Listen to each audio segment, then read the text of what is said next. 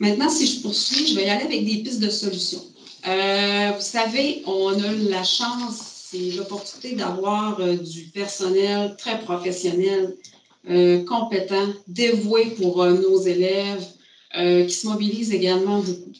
Les dernières années, on en parlait tantôt, au niveau de la pandémie, n'a pas été facile. Par-dessus tout ça, il y a la pénurie.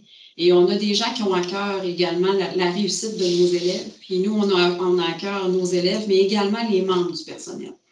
Vous savez, les membres du personnel, c'est nos ambassadeurs au travers de tout ce qu'on vit. Et pour nous, c'était impondérable de ne pas consulter les membres du personnel là, pour la recherche de pistes de solutions.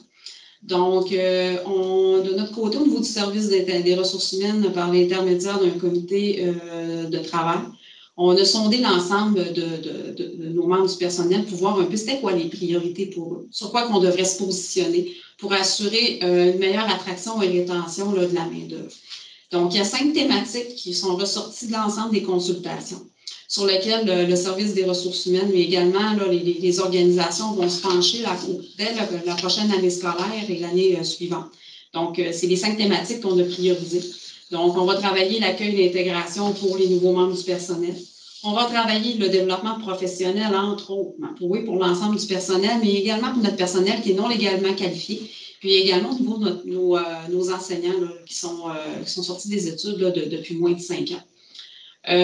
On veut miser aussi sur le sentiment d'appartenance, la reconnaissance et la rétention de la main-d'œuvre. Donc, pour nous, c'est important de garder notre main-d'œuvre au sein de notre organisation. C'est une priorité. La conciliation travail et vie personnelle, la santé et le mieux-être au travail.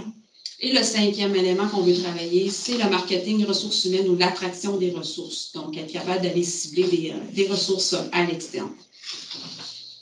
Donc, comme je vous disais, on a un comité de travail actuellement là, qui est composé de gestionnaires et qui ont, à partir de ces thématiques-là, qui ont été ciblées, il y aura des moyens là, qui seront mis en place, des activités qui seront mises en place. Là, on a déjà commencé, mais à compter de l'année prochaine, on va miser davantage là-dessus parce que vous savez, si on avait l'opportunité de créer des membres du personnel, on en ferait, on en créerait, mais malheureusement, le contexte de la pénurie fait en sorte qu'il n'y a pas nécessairement des ressources de plus. Donc, il faut être capable de se réinventer, il faut sortir des sentiers battus. Il faut être capable de travailler et de voir les choses de façon différente. Également, en parallèle à tout ça, actuellement, on est dans une démarche aussi de recrutement international avec la France, où on travaille à recruter du personnel enseignant en anglais, en adaptation scolaire et en maths sciences, mais également des psychologues au sein de notre organisation. Donc, on va avoir des entrevues sous peu, puis on va avoir une mission à Paris là, à l'automne prochain pour aller rencontrer des ressources qui pourraient être potentiellement intéressantes pour venir travailler chez nous. Tout à l'heure, on en parlait. Oui, on a besoin de membres du personnel, on a besoin de nouveaux employés, on a besoin de nos retraités qui auraient le goût de revenir travailler chez nous. Actuellement, on a 19 retraités là, qui travaillent au sein de notre organisation. Vous savez, on va faire preuve d'une grande souplesse hein, pour être capable de combler nos besoins. Donc, je donne un exemple. S'il y a quelqu'un qui veut venir travailler pour notre organisation qui est disponible 2 demi-journées par semaine ou qui veut travailler dans telle école, puis c'est ce qui va combler, ça comblerait quand même nos besoins aussi chez nous. On est capable de regarder puis de faire des offres qui sont intéressantes. Et tu sais, c'est pas juste de dire, bon, oui, on a des besoins qui sont à temps plein, mais on a également des besoins qui sont à temps partiel qui pourraient peut-être répondre également à ces gens-là. Même chose s'il y a des gens qui ont des baccalauréats, qui auraient le goût de venir enseigner au sein de notre organisation. La même chose, on a besoin de vous. Je reviens aussi, s'il y a des gens qui sont techniciens d'éducation spécialisée, des éducatrices, tantôt j'ai parlé en service de garde, s'il y en a qui ont besoin de faire de la reconnaissance des acquis pour être capable d'aller chercher d'autres métiers en parallèle, même principe, on est capable de vous orienter pour vous aider également. Si vous connaissez des gens qui sont à l'extérieur de la région, qui ont le goût de faire un retour en région, de travailler chez nous, je me souviens qu'il n'y a pas si longtemps, j'entendais encore qu'il n'y en a pas de travail dans notre coin. Il n'y a pas de travail à temps plein, il n'y a pas de travail à temps partiel. Bien, c'est pas vrai, il y en a du travail. Puis quand on est capable de mettre la main sur quelqu'un puis qui répond aux qualifications, pas à nos exigences, bien, soyez certains qu'on va tout faire pour être capable de recruter la personne et de la garder au sein de notre organisation. Pour nous autres, c'est quand même une priorité. Parce qu'on a effectivement de beaux exemples là, depuis quelques années de personnes qui reviennent enseigner dans leur milieu, soit qu'enseignants qui avaient travaillé dans d'autres centres de services ou même dans d'autres domaines, qui décident de revenir travailler avec nous. Alors ça, je pense que c'est une des raisons pour lesquelles d'ailleurs on fait cette présentation-là, c'est qu'on veut, évidemment, on a besoin de partenaires, donc d'avoir une espèce de réseautage de gens de notre milieu qui font connaître un petit peu nos besoins et aussi des possibilités donc d'aménagement puis comme Nadia l'a dit tout à l'heure, d'être capable de trouver avec les RH la formation. Et je veux juste insister, parce qu'on n'a pas évidemment une culture encore là beaucoup où les personnes retraitées, puis pas juste dans notre domaine à nous, là, dans d'autres domaines aussi, sont intéressées d'ailleurs donner un coup de main. Mais on voit ça de plus en plus dans quelques années.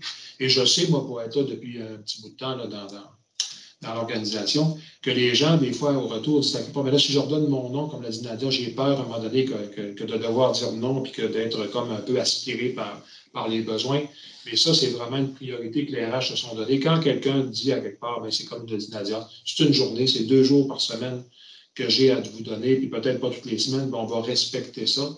Et dans un contexte, puisque souvent les gens nous disent, c'est que dans un contexte de suppléance, ou de venir donner un coup de main, comme ça, tu n'as pas nécessairement la même pression, tu n'as pas la même charge mentale, entre autres les enseignants, là, j'en ai rencontré quelques-uns qui m'ont dit ça, que la suppléance, c'est pas du tout le même, ça ne se fait pas dans le même esprit là, que lorsqu'on est titulaire, si on veut, de groupe ou de responsable.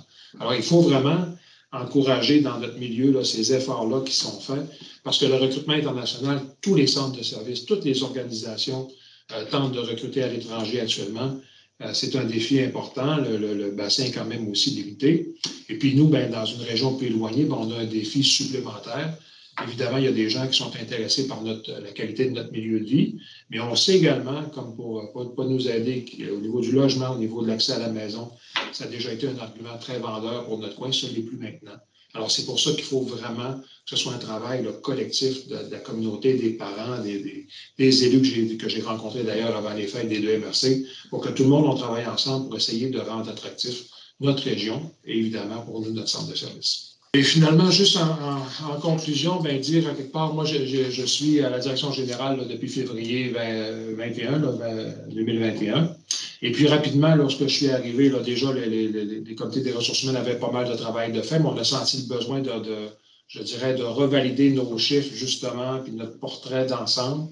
Et le conseil d'administration m'a donné le mandat, avec l'équipe des RH, bien sûr, là, de faire de la pénurie de main-d'œuvre et surtout du maintien de la qualité des services la priorité absolue qu'on a. C'est bien correct d'avoir le plus beau plan d'engagement vers la réussite, de travailler sur les milieux de vie et tout ça. C'est évidemment notre mission première. Mais pour faire ça, notre principale ressource, c'est les ressources humaines qu'on a pour la faire. Et c'est pour ça qu'on trouvait ce soir important de vous sensibiliser à cette situation-là. Et comme on l'a dit en début, donc de ne pas hésiter si vous avez des suggestions, si vous avez des personnes à proposer, si vous avez des questions, vous pouvez le formuler avec l'adresse que vous voyez à l'écran. Et puis, info-cspi.qc.ca.